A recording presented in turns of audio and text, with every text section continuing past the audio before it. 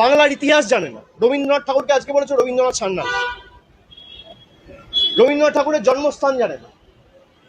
এদের নেতারা মা দুর্গার বংশ পরিচয় নিয়ে প্রশ্ন তোলে, ঈশ্বরচন্দ্র বিদ্যাসাগরের মূর্তি ভাঙে, স্বামী বিবেকানন্দকে বামপন্থী প্রোডাক্ট বলে, তাদেরকেই পাশে বসিয়ে অমিত শাহ প্রেস কনফারেন্স করে বলে সোনার বাংলা তৈরি করবে। এই হচ্ছে বিজেপি প্রকৃত স্বরূপ। সুতরাং বিজেপি সম্পর্কে যত কম বলা যায় তত ভালো, গলা বিশ্রাম পাবে। গত নির্বাচনে এরা নির্বাচনের আগে পরিযায়ী পাখির মতো আসে। যখন বাংলার মানুষ 100 দিনের টাকা পায়নি, হা করে চিৎকার করেছে, তখন একদিন এসে মানুষকে রিলিফ দেয়নি। আজকে 2 মাস পর নির্বাচন, তাই হঠাৎ করে বাংলার কথা মনে পড়েছে।